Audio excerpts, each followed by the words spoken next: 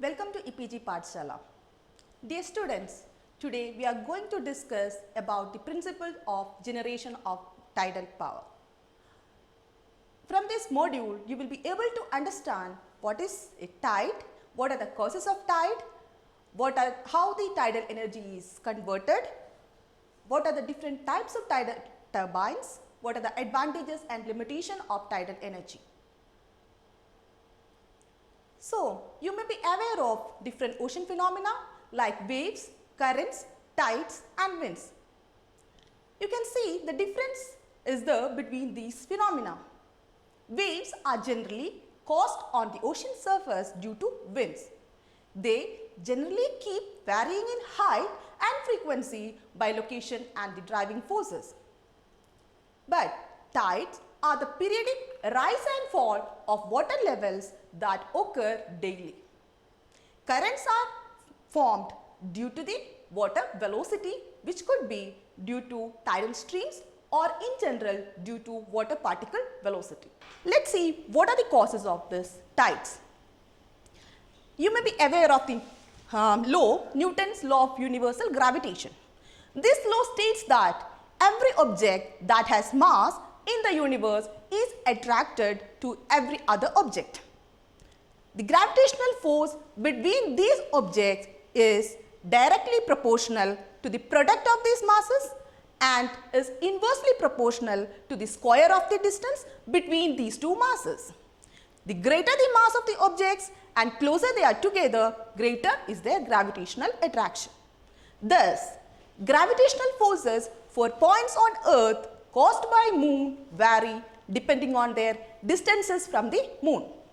Also, the direction of the gravitational attraction between most earth particles and center of the moon is at an angle relative to a line connecting the center of the earth and the moon.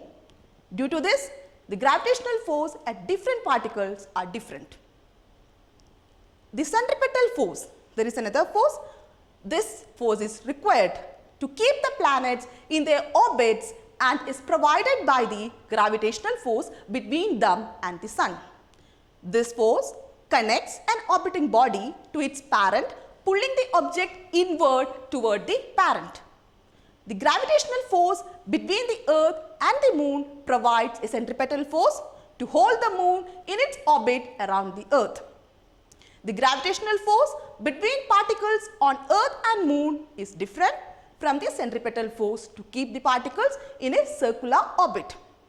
The difference between these two forces at different locations leads to some resultant forces which are small. If these forces have a significant horizontal component that is tangential to the earth's surface, it produces tidal bulges on the earth, which are known as the tide generating forces. These are inversely proportional to the cube of the distance between each point on the earth and the center of the moon or sun. The sun also causes tidal bulges, one oriented towards the sun and the other away from it. However, these bulges are much smaller than the ones caused by the moon because the sun is 390 times farther from earth than the moon. Thus, the moon exerts over 2 times the gravitational pull of the sun as far as tides are concerned. The lunar bulges are 2 in number, similar to that of solar, one towards the moon and the other away from it. Due to the above, tides depend on the lunar day and hence high tides occur every 12 hours and 25 minutes. The time between two high tides is called as tidal period. These would be less high as we go north or south away from the equator. The vertical difference between high and low tide is called the tidal range. When the sun and moon are aligned either with the moon between earth and sun or with moon on the side opposite to the sun, the tide generating forces from both sun and moon add up and leads to a high tidal range. This high tide is known as spring tide. When the low tidal range occurs, it is called neap tide. Tides result in two phenomena. large volumes of rising and falling of water leading to varying heads. The receding and rising water moves in and out with a certain speed, leading to fairly high water velocity at certain locations. These speeds can be used to harness the energy. Let's see how this tidal energy is converted, or how the tides are converted to energy form. The converters depend on whether we use the head created due to large water volumes or velocities of tidal streams or ocean currents. Tidal energy converters are classified mainly as barrage based tidal energy converters and tidal stream based tidal energy converters. Let's see what is a barrage based tidal energy converter. Barrage is an artificial wall built across the tidal stream and connects to landmass on both ends. These are similar to our conventional hydroelectric power stations. These are more suitable for energy generation where tidal difference is high. Barrage based tidal energy harnessing becomes feasible for tidal ranges greater than 5 meters, that is approximately 16 feet. The tide creates head difference on the two sides of the wall. The barrage houses turbine and the water from high level side is guided over the turbine blades to the low level side through specially designed conduits. Water imparts momentum to the turbine blades, thus driving the turbine wheel. The water flow through the turbines reverses with reversing of the tide from low to high and from high to low. Accordingly, direction of rotation of the turbines also reverses. The shaft of this turbine wheel drives an electric generator through a gearbox. An electric generator produces electric power which then is supplied to grid via power cables. Let's see the other type, the tidal stream based energy converter. These are turbines which harness kinetic energy in the tidal stream, which is a fast flowing body of seawater created by tides. These types can also be used in any oceanic location where naturally occurring ocean currents are large enough. These are also known as hydrokinetic turbines, operate in a similar way to wind energy turbines. These turbines are to be placed inside water, either on seabed or to be suspended from a floater, thus intercepting the water flow. These turbines drive electric generators coupled to them through a gearbox for generating electricity. This electricity is transmitted via underwater power cables to the nearest shore, where it can be consumed or can be transmitted further via power grid. Let's see what are the types of tidal turbines. This classification of tidal turbine is based on the form of energy to be harnessed, that is potential energy, by barrage based tidal energy converter and kinetic energy by tidal stream based hydrokinetic turbines. Turbines for barrage based tidal energy converters employ axial flow turbines named bulb turbines or tubular turbines to operate at low heads and high flow rates offered by tidal barrages. The name is due to large bulb at the center of the water tube that houses the turbine. This bulb holds the generator, wicket gate and a runner. Wicket gate is essentially a set of guide vanes that control the flow of water over the turbine blades. These turbines are large in size and weight. It adds to the capital cost. One of the bulb turbine units in La Rance tidal energy plant has a tip diameter of 5.35 meters and it weighs 470 tons. It has 4 blades and 24 guide vanes. Its operating head range is from 3 meter to 11 meter with peak output of 10 megawatt. You can see in this picture cutaway section of a large bulb turbine. Turbines for barrage based tidal energy converters. The flow over this turbine reverses during tide cycle. The blades of these turbines are designed to suit this flow reversal. Rotor blades of the Bull turbines looks very similar to a ship's propeller. By virtue of the blade construction, these turbines spins in opposite direction as the flow reverses. Let's see the tidal stream turbines. The classification of this turbine according to flow direction with respect to the axis of rotation of the turbine blades into two groups: axial flow tidal stream turbines and cross flow tidal stream turbines. The axial flow turbines have their axis of rotation oriented along the incoming water flow. Bull turbines, which we explained, is an example for this axial flow turbine. These turbines have two or more radial blades. The construction of axial flow tidal stream turbine is similar to our modern wind turbines.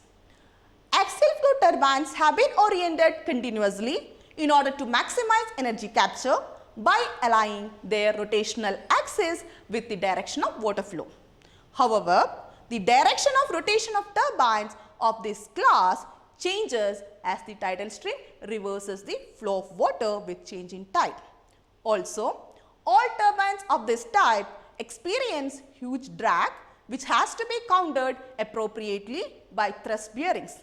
The mass holding these turbines has to be designed to withstand the overturning drag moment. So, you can see in this picture there is a main upright and you have 2 points, deep tip and the shallow tip, and under which you have the blades in the axial flow turbines, which is pictured in the second one. The first one is a schematic diagram, while the second one is the artistic impression of this, which is under development.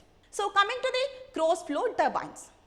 The rotational axis of the rotor is perpendicular to the incoming water stream and the water crosses the axis as it flows through the turbine. Blades of these turbines undergo a complete rotation around their own axis, that is known as tumble, as they rotate around the turbine axis. The relative motion between each of these blades and the incoming water generates a hydrodynamic force on the blade, which is responsible for generating a moment around the turbine axis.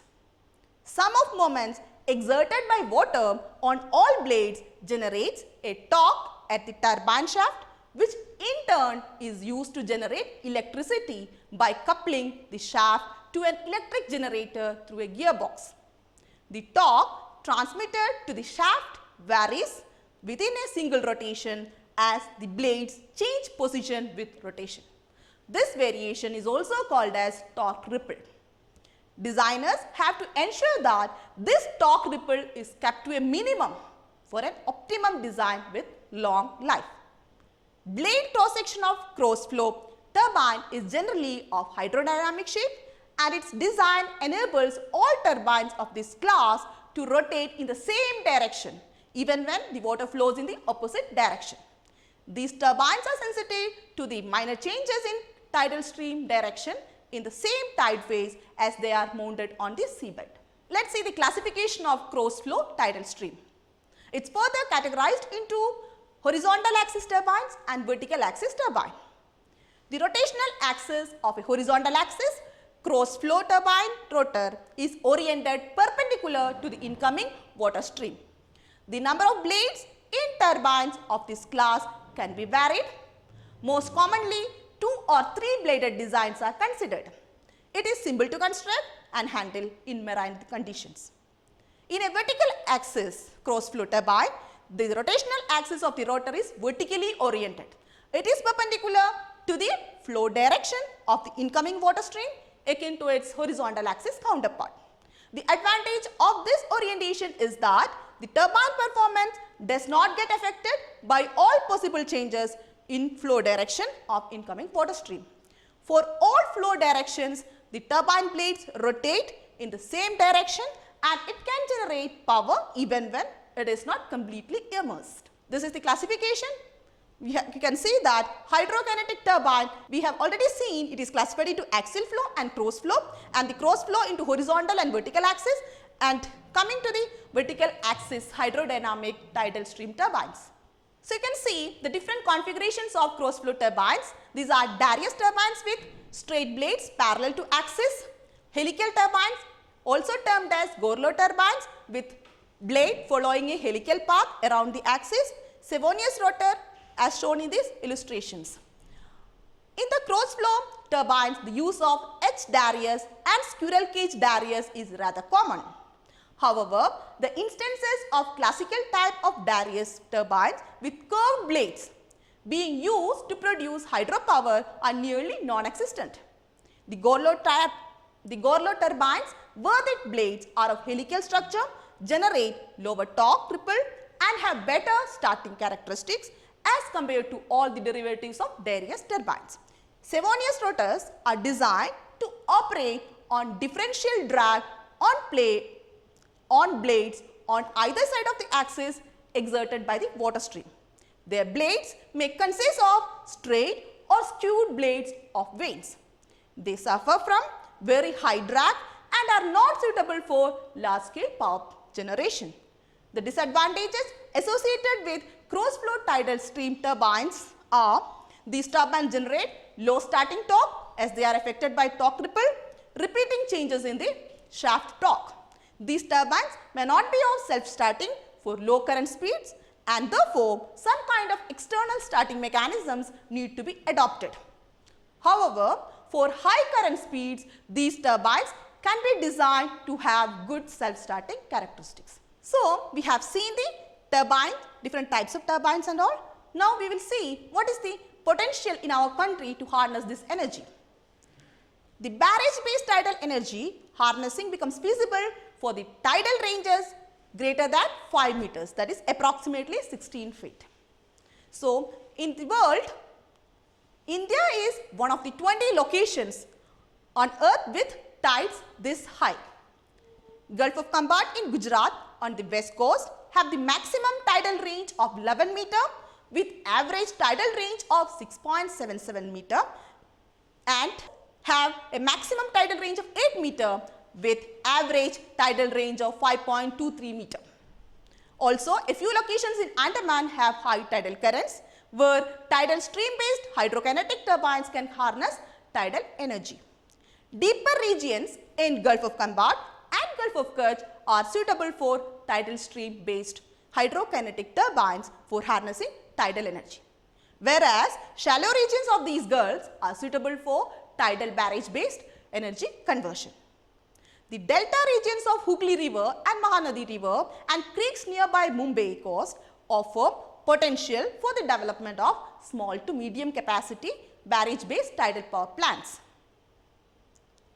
So, with tidal barrage technology, a study says that Gulf of Khambat and Gulf of Kutch has an estimated potential of 9,000 megawatt and 2,000 megawatt respectively.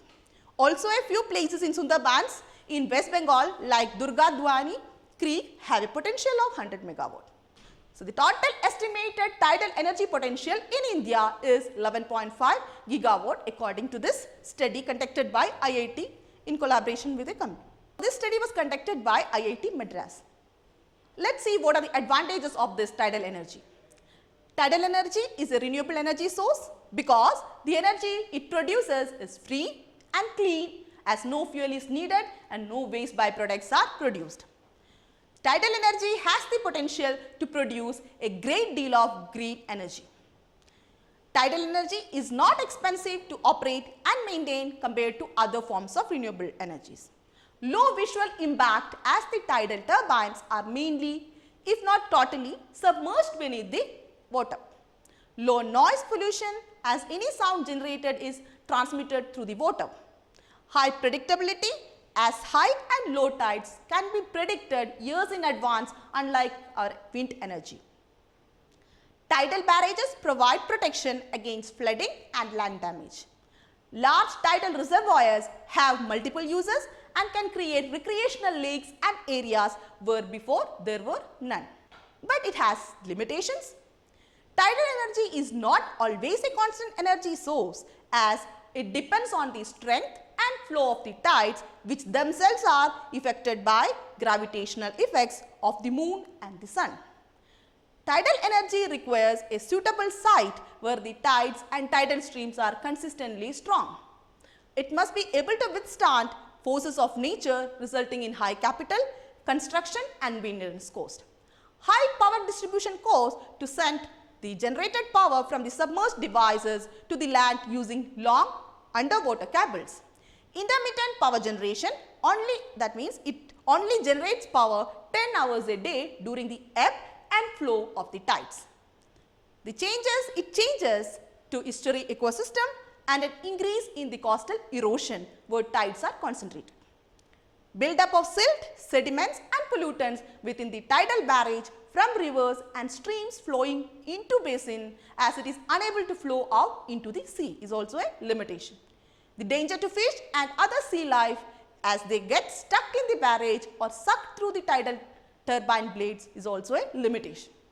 So, to summarize, in this module we have learned about the causes of tides, the potential of tidal energy in India, how the turbines converting the energy are classified, and also we have seen different types of turbines, and also in this module we have seen that the advantages and limitations of this tidal energy. Thank you.